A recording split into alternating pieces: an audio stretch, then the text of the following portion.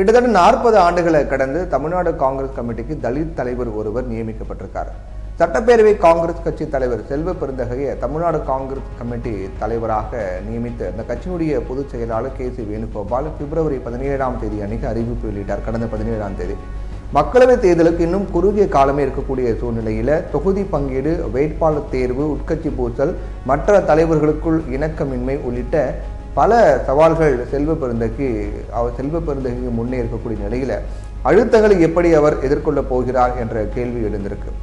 இதனிடையே முழுகும் கப்பலுக்கு கேப்டனை மாற்றி என்ன பயன் அப்படின்னு அரசியல் விமர்சகர்கள் நிறைய பேர் கேள்வி எழுப்புறாங்க. ரிசர்வ் வங்கி பணியாளராக இருந்த செல்வ பெருந்தகை அதற்கு பிறகு சுமார் 25 ஆண்டுகால அரசியல் வாழ்க்கைக்கு சொந்தக்காரர். 2000 ஆரம்பத்தில் புதிய பாரதம் கட்சியில் இணைந்து அரசியல் பயணத்தை தொடங்கிய அவர் அதன் பின் கிருஷ்ணசாமியினுடைய புதிய தமிழகத்தில் இணைந்தார். பின்னர் விடுதலை சிறுத்தைகள் கட்சியில சேர்ந்து 2006 சட்டமன்ற தேர்தலில் கடலூர் மாவட்டத்தின் மங்களூர் தொகுதியில் போட்டியிட்டு வெற்றி பெற்றார் செல்வ பெருந்தகை. அதன் பின்னர் விசிகாவிலிருந்தும் விலகி 2008 பகுஜன் சமாஜ் கட்சியில இணைந்து அந்த கட்சியினுடைய மாநில தலைவரானார். பின்னர் 2010 தான் அவர் காங்கிரஸ் கட்சியில சேர்ந்தார். 2011, 2016 தேர்தல்களில் செங்கம், ஸ்ரீபெரும்புத்தூர் தொகுதிகளில் போட்டியிட்டு தோல்வியை தழுவிய செல்வ பெருந்தகை 2021 தேர்தலில் ஸ்ரீபெரும்புத்தூர் தொகுதியில் போட்டியிட்டு வெற்றி பெற்றார். தமிழ்நாடு காங்கிரஸ் கமிட்டிக்கு தலித் சமூகத்திலிருந்து முதலாக தலைவராக நியமிக்கப்பட்டவர் கக்கன். அப்புறம் அந்த சமூகத்தை சேர்ந்த மரகதம் சந்திரசேகர், இளைய பெருமாள் உள்ளிட்டோர்லாம் தலைவராக நியமிக்கப்பட்டிருக்காங்க. 1979ஆம் ஆண்டில் தலித் சமூகத்தை சேர்ந்த இளைய பெருமாள் தமிழ்நாடு காங்கிரஸ் கமிட்டி தலைவராக இருந்த நிலையில அதற்கு பிறகு 40 ஆண்டுகளை கடந்து இப்போ தலித் தலைவராக செல்வ பெருந்தகை நியமிக்கப்பட்டிருக்காரு அப்படின்னு தான் நம்ம சொல்லணும். 2010 காங்கிரஸில் செல்வ பெருந்தகை இணையும் நிகழ்ச்சியில பேசிய அந்த கட்சியினுடைய மூத்த தலைவர் ப. சிதம்பரம் செல்வ பெருந்தகை தலைமையில ஏராளமான தலித் தலைவர்கள் கட்சியில இணைந்தாங்க. இதனால மீண்டும் காங்கிரஸ் கட்சிக்கு தலித் தலைமை கிடைக்கும் அப்படிங்கிற நம்பிக்கை பிறந்திருக்குது அப்படின்னு பேசினார். 14 ஆண்டுகள் கழித்து ப. சிதம்பரம் பேசியது இப்போ நடந்திருக்குன்னு தான் சொல்லணும். தலித் சமூகத்தை சேர்ந்த மல்லிகார்ஜுன கார்கே காங்கிரஸ் தலைவராக இருக்கக்கூடிய நிலையில தமிழ்நாட்டு தலைவராக தலித் தலைவர் நியமிக்கப்பட்டிருப்பது கட்சிக்குள் நிகழக்கூடிய குறிப்பிடத்தகுந்த மாற்றமாகவே பார்க்கப்படுது. அப்படின்னாலும் இதை அடையாள அரசியலாகவே பார்க்க வேண்டியிருக்கு. சமூக நீதி சார்ந்த முடிவாக இது இருக்குமா அப்படின்னு சொல்ல முடியாது. மல்லிகார்ஜுன கார்கே முற்போக்கானவர் தான், ஆனா அதனால எழுந்த முடிவாக இதனை கருத முடியாது.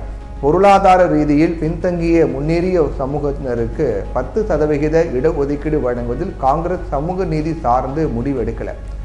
அதுல தெளிவு இருந்திருக்கணும் அப்படிங்கிற ஒரு கோரிக்கை முன்வைக்கப்படுது. தமிழ்நாட்டில் காங்கிரஸ் கட்சிக்கு அடிமட்ட கட்டுமானமே கிடையாது. திமுக தோளில் சவாரி செய்து கொண்டே வெற்றி பெறலாம் அப்படின்னு காங்கிரஸ் நம்புறாங்க. கூட்டணி கட்சியாக இருப்பதாலேயே அரசுக்கு எதிராக எதுவும் பேசக்கூடாது, போராட்டம் நடத்தக்கூடாது அப்படின்னு கிடையாது.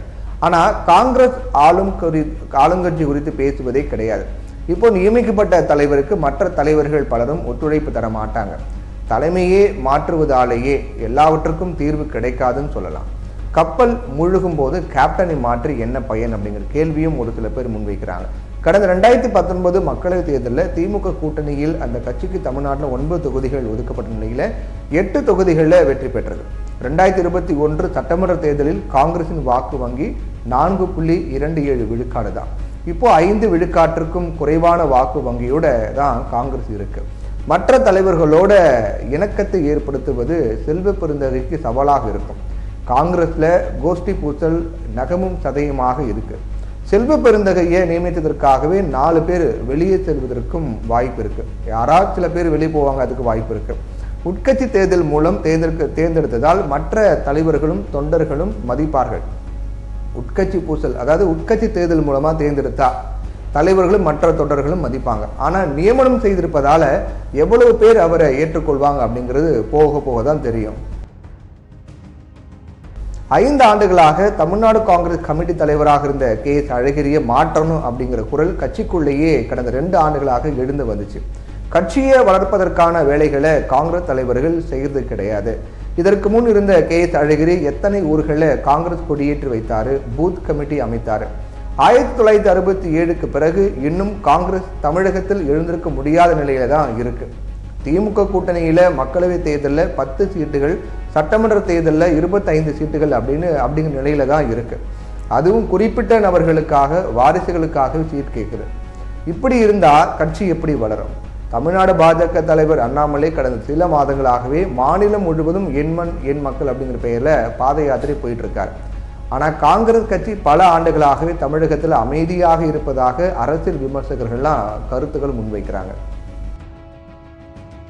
காங்கிரஸ் ஒன்றிய நகர அளவில் கூட்டங்கள் நடத்தணும் அப்படின்னும், பொதுக்கூட்டம் மாநாடு நடத்தணும் அப்படின்னும் செல்வ பெருந்தகை நன்றாக உழைக்கக்கூடியவர் தான். அப்படின்னாலும் அடிமட்ட அளவில் காங்கிரஸை வளர்க்க அவர் பணியாற்றணும் அப்படிங்கிறாங்க அரசியல் விமர்சகர்கள். நம்ம பொறுத்துன்னு தான் பார்க்கணும். பல மாநிலங்களில் முன்னாள் முதலமைச்சர்கள் தக்க வைத்துக் கொள்ள முடியாத நிலையில காங்கிரஸ் தலைவர்கள் கட்சி மாறுவது தமிழ்நாட்டில் திமுகவோட தொகுதி பங்கீட்டில் தாக்கத்தை ஏற்படுத்தும் அப்படின்னு சொல்லப்படுது. நேரடியாக இதை பற்றி தொகுதி பங்கீட்டில் பேசாவிட்டாலும் மறைமுக தாக்கம் இருக்கும். இதை செல்வ பெருந்தகை எப்படி சமாளிப்பார்? தேசிய அளவில் காங்கிரஸ் சந்தித்திருக்கக்கூடிய பின்னடைவு எங்கும் தொகுதி பங்கீட்டில் எதிரொலிக்கும் அப்படின்னு சொல்லப்படுது. தேசிய கட்சிகளில் மாநில தலைமைக்கு அதிகாரங்கள் ரொம்ப குறைவு அப்படிங்கிறதால பல முடிவுகளை செல்வ பெருந்தகை மட்டுமே எடுக்க முடியாது அப்படிங்கிறாங்க. குறிப்பாக முன்னாள் தலைவர்களான திருநாவுக்கரசர், KV தங்கபாலு, தேசிய அளவில் காங்கிரஸ் முகமாக இருக்கக்கூடிய ப. சிதம்பரம் உள்ளிட்ட தலைவர்களை மீறி அவர் தன்னிச்சையான முடிவுகளை எடுப்பது சிரமம்தான் அப்படின்னும் சொல்லப்படுது. இதெல்லாம் தாண்டி அவர் எப்படி பயணிக்க போகிறார், என்ன மாற்றத்தை காங்கிரஸ்குள்ள கொண்டு வரப்போகிறார் அப்படிங்கிறத நம்ம பொறுத்திருந்து பார்க்கலாம்.